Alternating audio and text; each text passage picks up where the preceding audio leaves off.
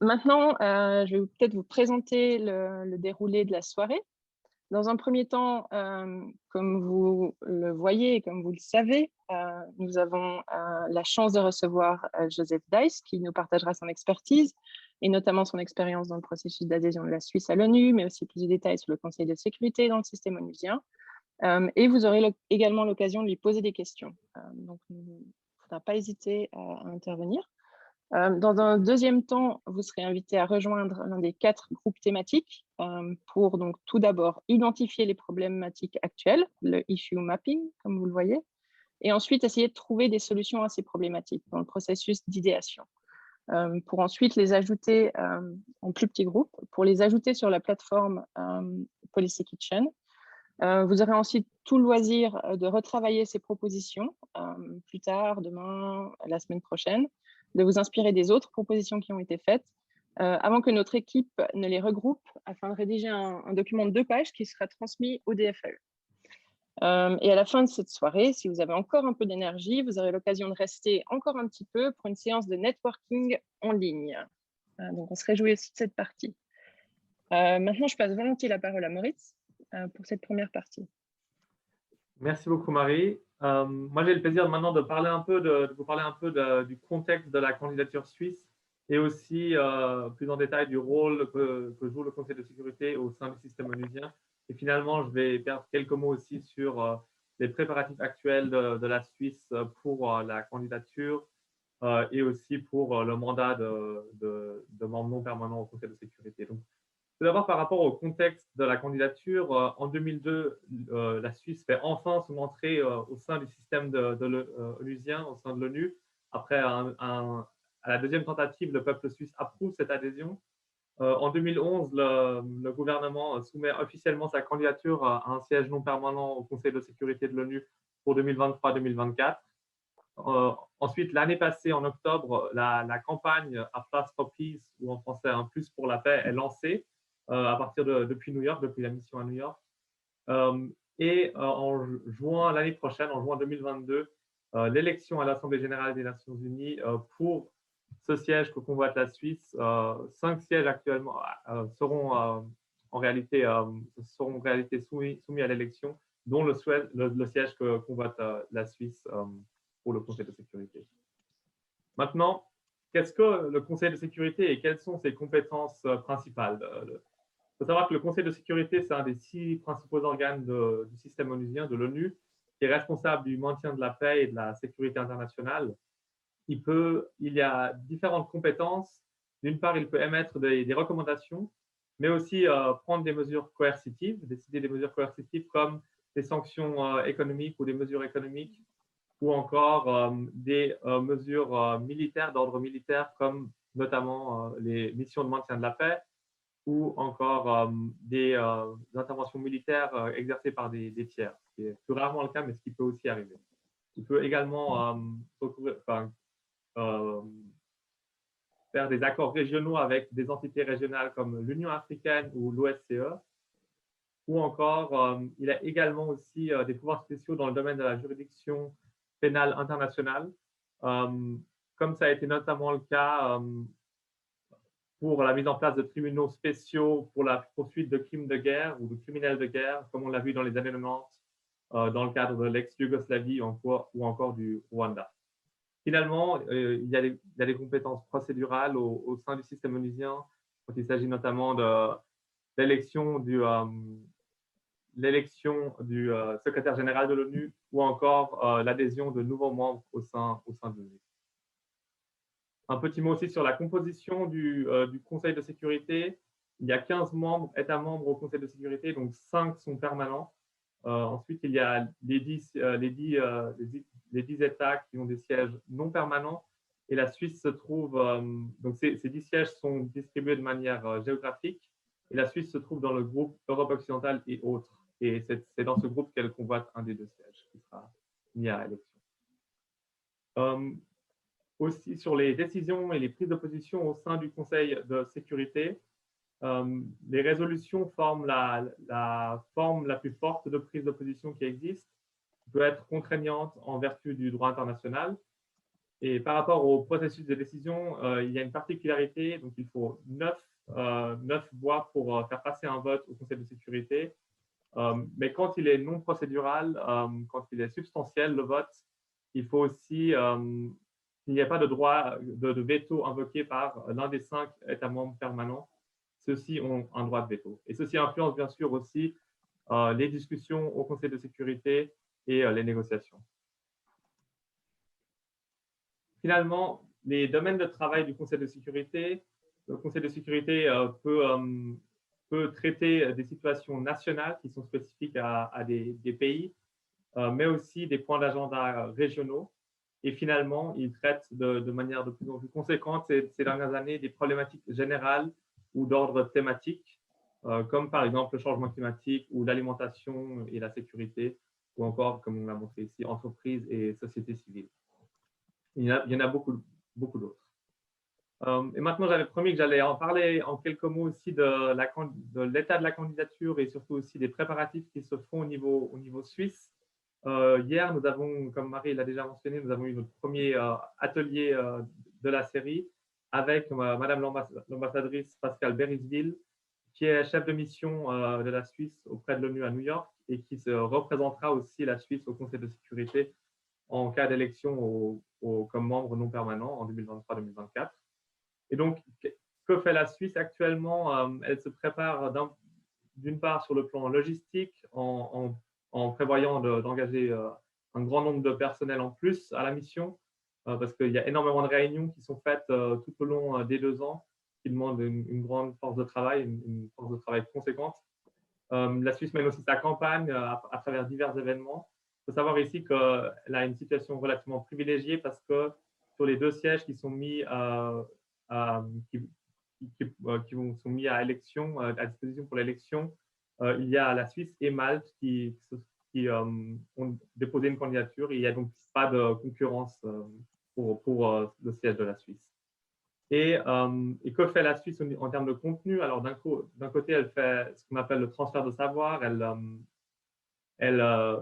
Elle concerte d'autres pays qui sont déjà passés par là, qui ont déjà été membres non permanents, comme l'Allemagne ou la Belgique, et aussi des pays qui sont actuellement membres et qui ont un profil similaire, comme l'Irlande et la Norvège, qui ont rejoint le Conseil de sécurité l'année passée en tant que membres non permanents. Et finalement, quelles sont les thématiques que Madame l'ambassadrice Berisville a évoquées, qui sont importantes ou qui risquent de jouer un rôle important dans ce mandat de la Suisse? D'une part, nous avons le climat, aussi femmes, sécurité et paix, et bien sûr l'action humanitaire qui a été évoquée comme une thématique importante. La Suisse va aussi travailler de pair avec la société civile durant ces 2 ans et l'utiliser aussi comme multiplicatrice, comme atout aussi dans les négociations et dans son travail au Conseil de sécurité.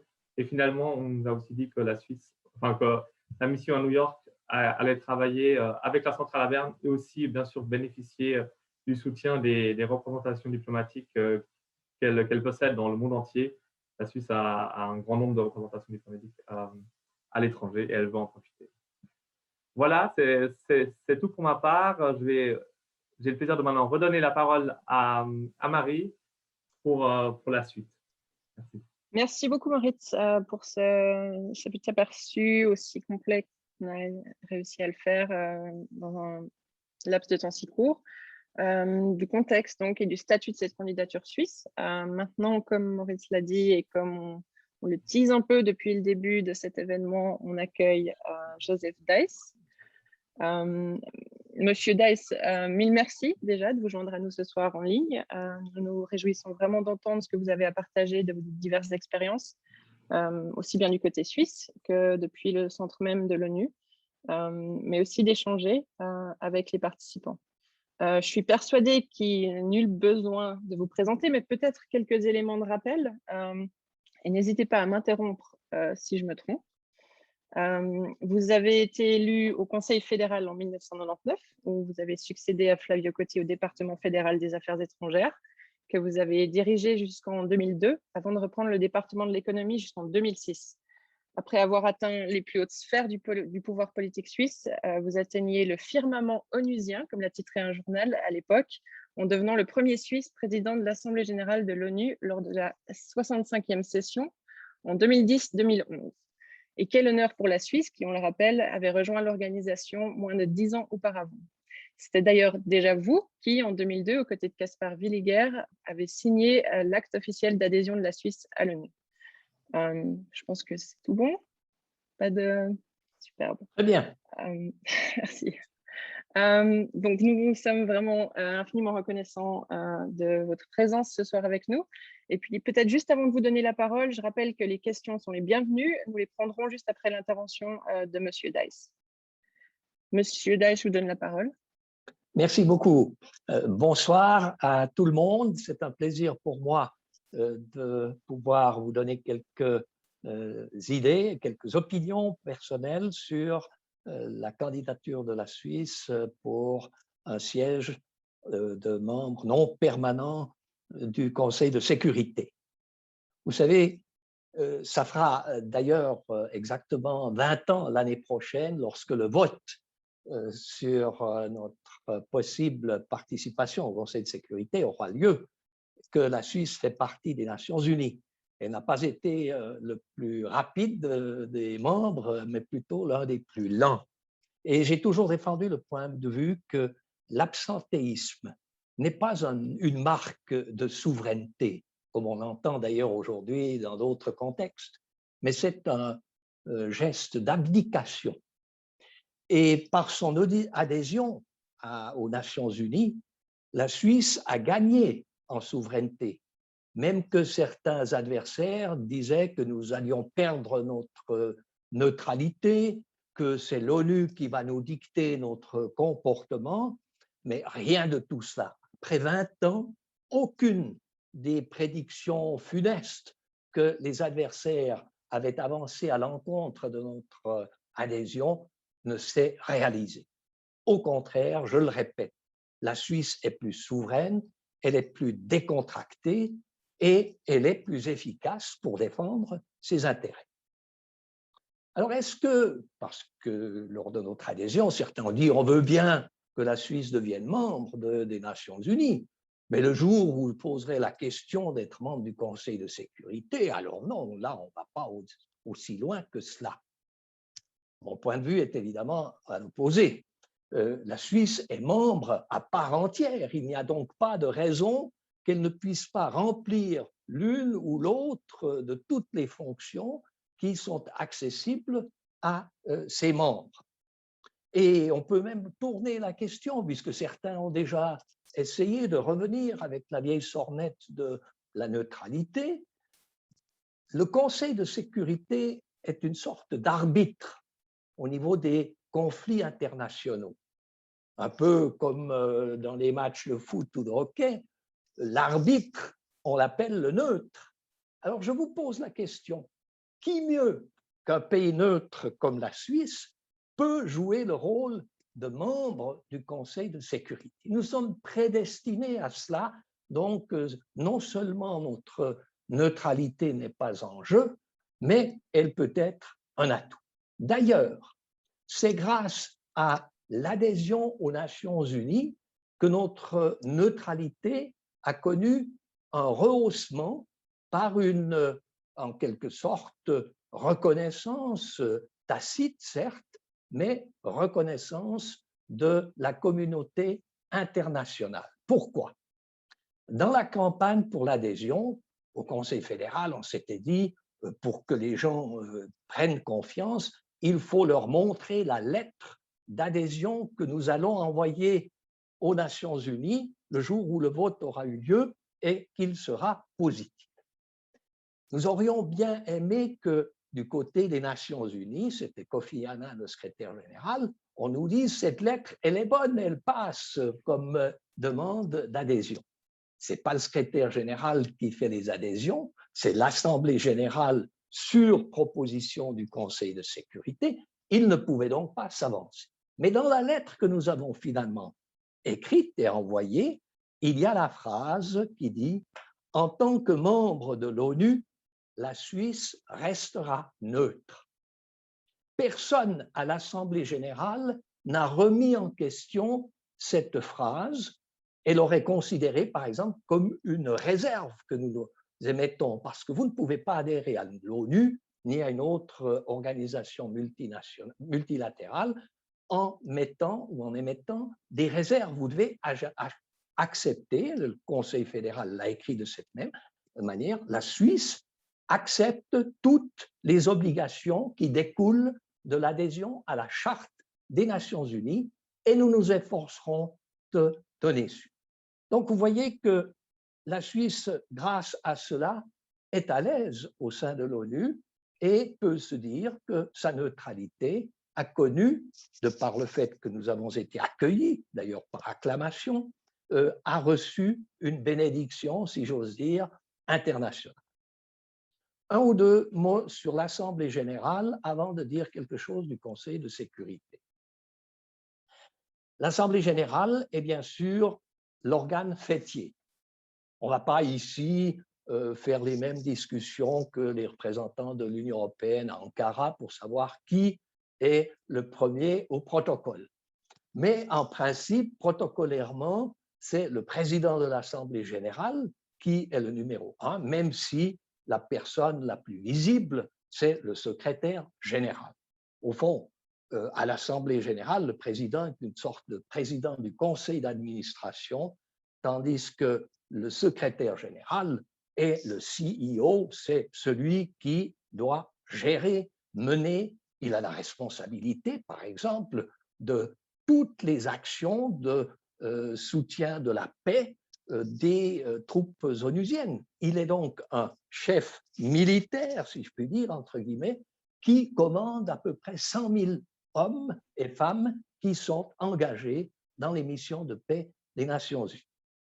Mais l'Assemblée générale est cet organe fêtier. D'ailleurs, c'est l'Assemblée générale qui élit les membres non permanents du Conseil de sécurité.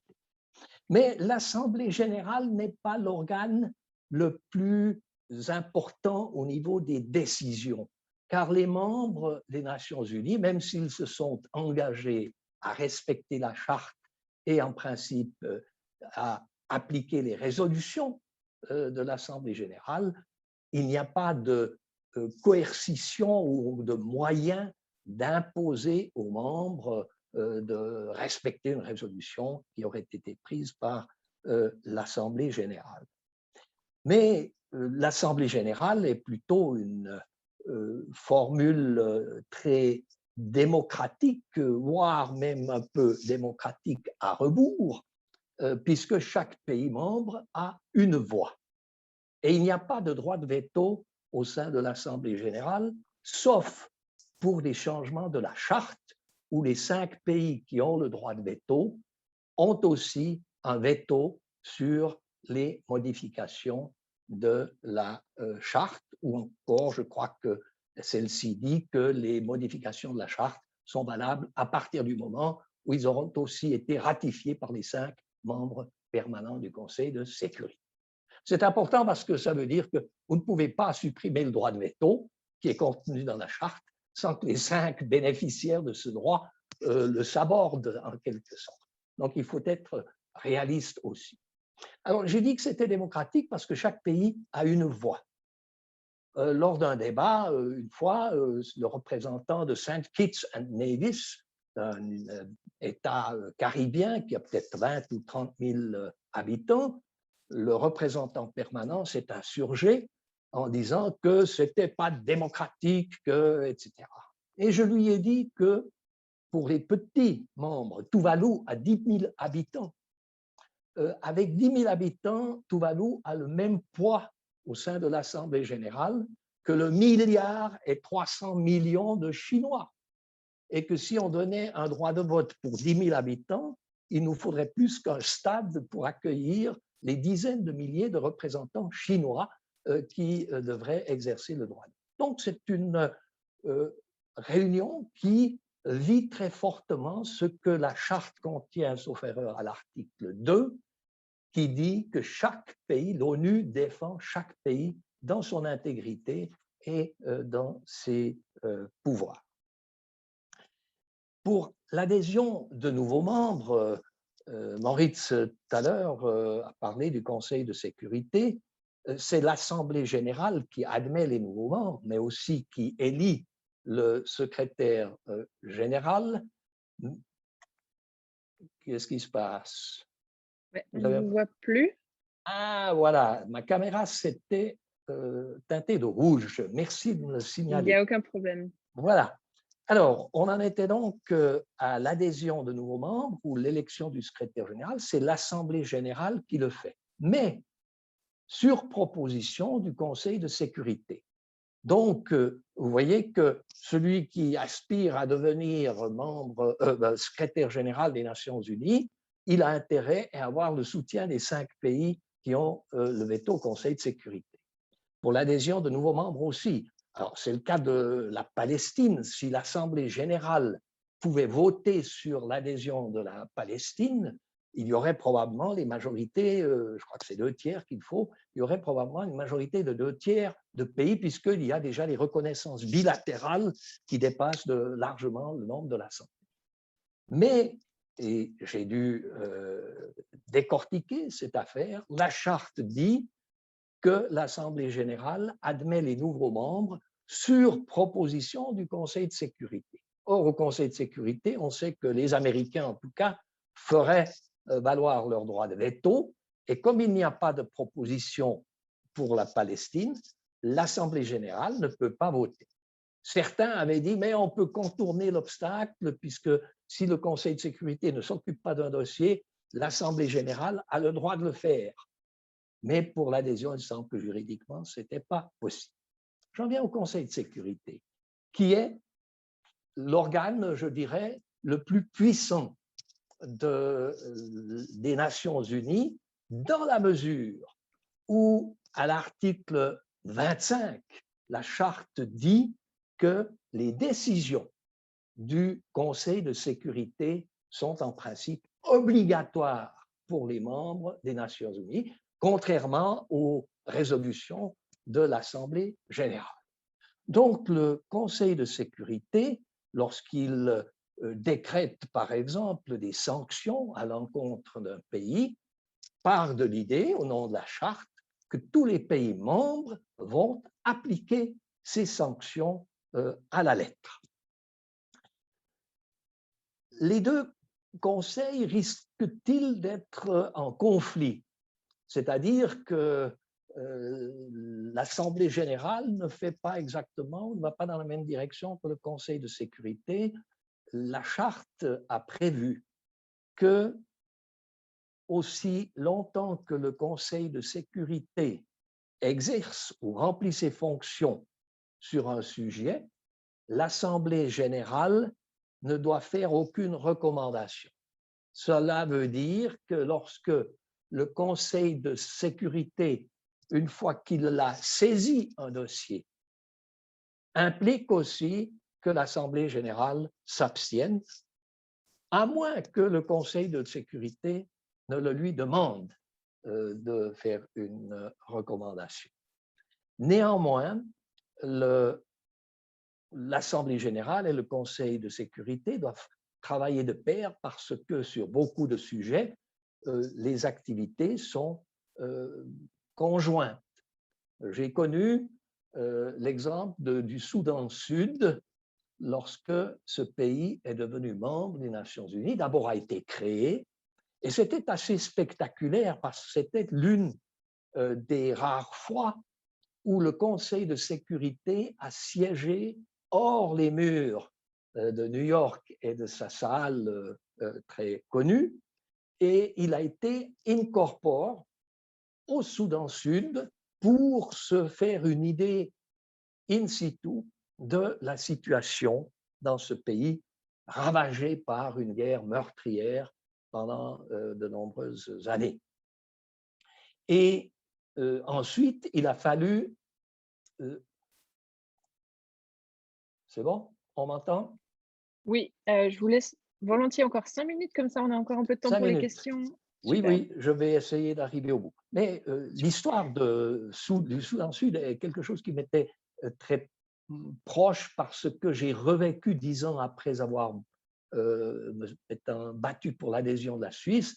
J'ai eu l'honneur d'accueillir comme membre le Soudan Sud et il a fallu coordonner nos activités. Le président de l'Assemblée générale, une fois par mois, rencontre la présidence du Conseil de sécurité, parce que vous savez que le Conseil de sécurité a une présidence tournante qui se renouvelle à chaque mois. Donc la Suisse, si elle est membre du Conseil de sécurité, inévitablement, elle sera pendant un mois au moins, peut-être 2 fois, présidente même du Conseil de sécurité. Ne le dites pas trop fort, ça fait de nouveau faire peur à ceux qui ont des craintes pour notre souveraineté et notre neutralité. Donc, il y a une coordination qui se fait entre le Conseil de sécurité et l'Assemblée générale. Un dernier point peut-être pour la Suisse. Qu'est-ce que cela va impliquer pour notre pays? On ne va pas être membre du Conseil de sécurité et s'abstenir à chaque vote. En principe, il faudrait que ce soit l'exception. Alors, il faudra que la Suisse défende un point de vue et il faut savoir qui décide. Vous avez dit tout à l'heure que ce sera notre représentante permanente qui représentera la Suisse, c'est juste, mais pas tout à fait, dans la mesure que chaque pays peut choisir n'importe qui pour prendre la parole au Conseil de sécurité. Par exemple, l'un de ses ministres, lorsque j'y étais, Alain Juppé, qui était le ministre des Affaires étrangères de France, est venu en personne défendre la cause sur la Palestine, je crois, au nom de la France. Ce qui est sûr, c'est que si Mme Bérisville s'exprime, elle le fait au nom du Conseil fédéral, qui, selon notre Constitution, est en charge des relations extérieures. Et cela supposera donc non seulement que nos gens de New York soient plus lestes ou plus fournis en nombre, mais ça suppose aussi que le Conseil fédéral, plus souvent, prenne des décisions ou des positions de politique internationale pour les communiquer à notre représentante à New York pour qu'elle les défende. Ça ne va pas tellement de soi. Je vous raconte et je termine par une anecdote. J'étais en fonction au Conseil fédéral depuis quelques semaines et l'un de nos collaborateurs, un ambassadeur, est venu pour me montrer un communiqué qui allait être publié par le DFAE, les Affaires étrangères. C'était la guerre au Kosovo, je pense que c'était en relation avec cela, il y avait une action. Et dans ce communiqué, il est dit que la Suisse condamnait je ne sais plus quoi. Et moi, je lui ai dit, mais écoutez, c'est qui la Suisse condamne? On n'en a pas parlé au Conseil fédéral. Donc, ça ne peut pas être le gouvernement suisse. Alors, qui est-ce qui peut? Mais c'est vous, le chef du DFAE. Je dis, mais je ne suis pas le chef, je ne suis pas la Suisse. Je ne peux pas parler au nom de la Suisse si je n'ai pas un mandat du Conseil fédéral. Enfin, pour finir, le communiqué est sorti avec la formule « le département des affaires étrangères condamne, etc. » pour bien dire que ce n'est pas le Conseil fédéral nécessairement. Donc, lorsque nous serons au Conseil de sécurité, il faudra évidemment que ces canaux fonctionnent et que la position de la Suisse soit toujours clairement formulée. Alors, je m'arrête là et je vous laisse organiser les questions. Superbe. Merci beaucoup pour cet aperçu passionnant. C'est vrai qu'on vous a encore écouté longtemps, mais on voulait aussi laisser la place aux questions, à vos questions du public. Donc, si vous avez des questions, j'espère qu'il y en a. Oui, n'hésitez pas à lever votre main et je vais vous donner la parole. Vous pourrez vous unmute vous-même. On aura le temps pour 1 ou 2 questions, pas beaucoup plus. Je vois déjà 2. Je vois... Alors, un instant. Liam, je crois que j'ai vu Liam en premier. C'est bien correct? Oui, merci. Je vais allumer ma caméra. Monsieur Dex, merci de votre intervention. J'ai une question pour vous. Que pensez-vous que la Suisse pourrait faire pour avancer en fait l'agenda de prévention des conflits une fois au Conseil de sécurité? On voit très bien aussi que à l'heure actuelle, les dysfonctionnements du Conseil de sécurité empêchent souvent des actions prématurées pour prévenir les conflits. Pensez-vous que la Suisse aura intérêt à innover dans ce domaine-là? Et si oui, quel type de priorité pourrait-elle mettre en avant? Merci. Oui, la Suisse a d'ailleurs déjà pris des initiatives pendant les premières années de son appartenance pour améliorer, si je puis le dire ainsi, le fonctionnement du Conseil de sécurité. Beaucoup de personnes se fâchent lorsqu'on sait que tel pays ou tel autre a interjeté son veto et qu'on ne peut pas avancer sur une question. Alors, il faut essayer d'évoluer à ce niveau, mais la Suisse ne pourra pas le faire à elle seule, mais elle pourra probablement, grâce à sa participation au Conseil de sécurité, insister ou poursuivre l'action qu'elle a déjà entreprise en ce sens. Je l'ai dit tout à l'heure, il faut être réaliste. Les Nations unies ont été créées par les vainqueurs de la Deuxième Guerre mondiale. Et par conséquent, ils ont mis en place certains éléments qui protégeaient leurs intérêts. Alors, il y a des efforts maintenant pour modifier la structure, la composition du Conseil de sécurité. Il y a par exemple le Japon, l'Inde, l'Allemagne et le Brésil qui aimeraient devenir membres à part entière, c'est-à-dire avec droit de veto et permanent du Conseil de sécurité. L'Afrique aimerait 2 membres permanents du Conseil de sécurité. J'ai essayé de faire comprendre pendant mon année de présidence que c'était en tout cas pas la direction y aller. Avec 5, on est déjà bloqué suffisamment. Si on en a encore 5 de plus qui ont un droit de veto, pour finir, cela devient totalement ingérable.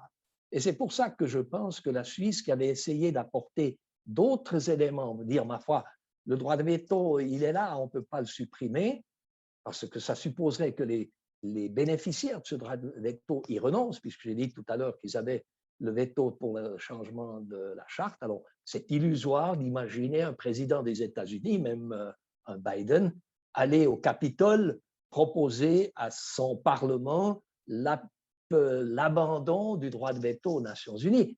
C'est pratiquement irréalisable. Donc, il faut trouver d'autres moyens qui permettent au Conseil de sécurité de nuancer ou de tempérer peut-être l'effet du droit de veto. C'est une piste que la Suisse avait essayée.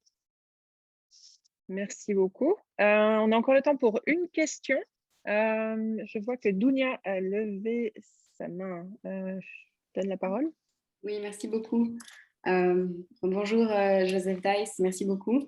Bonjour. J'avais une question pour vous. Selon vous, personnellement, quelle thématique la Suisse devrait mettre en avant? Souvent, les pays choisissent une thématique qu'ils avancent et sur laquelle ils prennent le lead. Pour vous, ce serait laquelle pour la Suisse?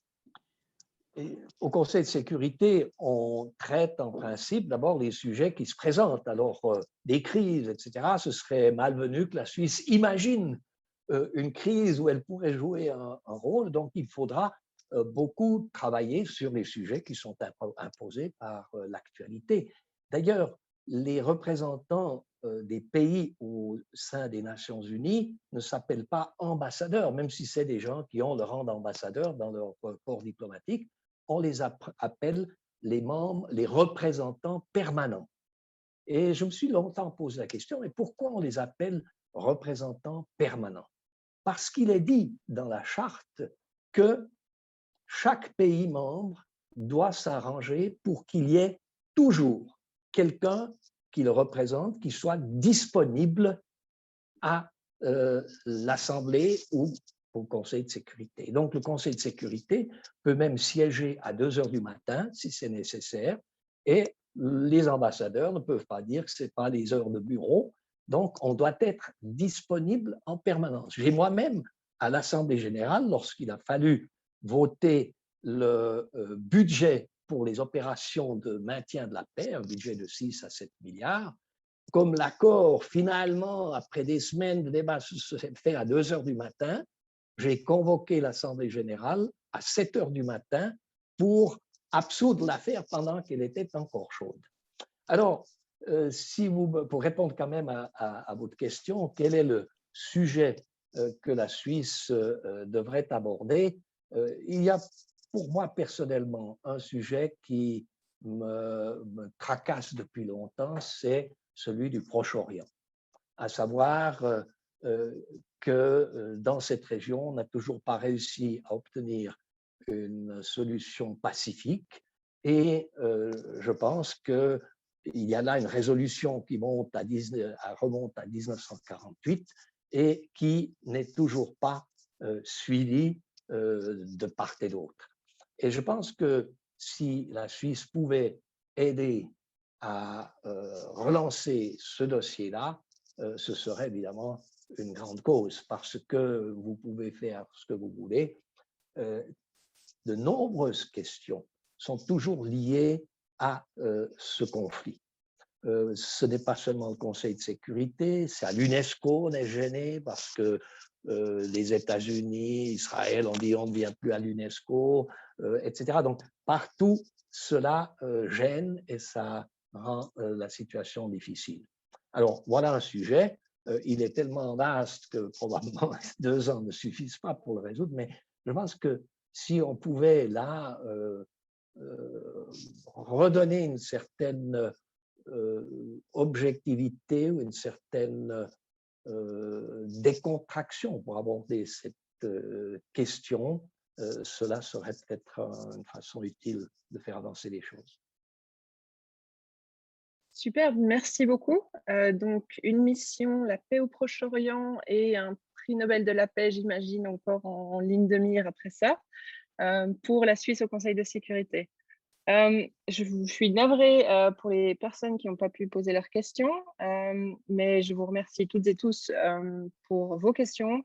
Nous remercions Joseph Deiss d'avoir participé ce soir avec nous. C'était vraiment un plaisir de vous recevoir et c'était vraiment très instructif. Votre présentation, merci beaucoup. On arrive maintenant à la deuxième partie de cette soirée. Et puis, vous revoyez l'écran. C'est à ce moment-là qu'on rejoint la plateforme Policy Kitchen. Donc, c'est vraiment ce challenge sur lequel vous vous êtes inscrit. Et puis, c'est donc une méthodologie et une plateforme numérique, Policy Kitchen, qui a été développée par le Foras et soutenue par le fonds pionnier Migros.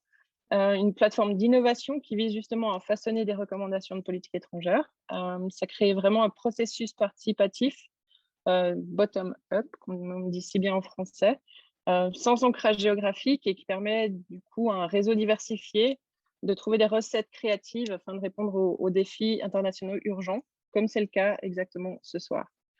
La plateforme est utilisée par une communauté qui ne cesse de croître, avec actuellement plus de 1600 utilisatrices et utilisateurs.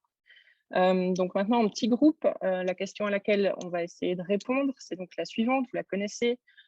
Comment la Suisse peut-elle amplifier son impact positif sur la paix et la sécurité mondiale durant son mandat au Conseil de sécurité de l'ONU en 2023-2024 ? Et puis peut-être un peu plus de détails avec Moritz sur les groupes. Voilà, maintenant on m'entend. Tout à fait, merci beaucoup Marie. Donc vous aviez déjà vu dans l'invitation et dans le descriptif de l'événement que nous avons créé 4 sous-groupes, 4 thématiques sur lesquelles on va travailler. Dans un premier temps, sur lesquelles on va définir quelles sont les problématiques dans ces 4 thématiques qui existent. Et ensuite, dans un deuxième temps, vous allez développer des solutions, des idées pour le mandat de la Suisse, pour répondre à la question de comment est-ce qu'elle pourrait résoudre ces problématiques ou apporter des solutions à ces problématiques en tant que membre non permanent en 2023-2024. Mais tout d'abord, alors je vous invite maintenant à rejoindre un des 4 groupes en allant sur les 3 petits points que vous avez en bas de votre écran Zoom. Vous pouvez vous-même vous y rendre. Merci de bien regarder aussi que les groupes soient bien répartis. Donc, si vous voyez qu'il y a un groupe où il y a très beaucoup de gens et d'autres où il y en a moins, d'aussi regarder à vous répartir de manière égale, plus ou moins égale dans les 4 groupes. Nous avons vu que dans les inscriptions, il y a des gens qui avaient mis plusieurs choix. Et pour ça, vous allez être accompagnés durant cette deuxième partie de l'événement par nos 4 facilitatrices. Pour le groupe 1, conflits armés et violation des droits humains, nous avons Fanny Boelin, qui est aussi membre de notre équipe du Foras à Genève. Pour le groupe 2, risques émergents pour la sécurité mondiale, vous serez accompagné par Florence Bory, qui est du groupe régional de Lausanne. Et pour le groupe numéro 3, multilatéralisme et dialogue au-delà du Conseil de sécurité, Myriam Schneider, également du groupe régional de Lausanne du Forhaus.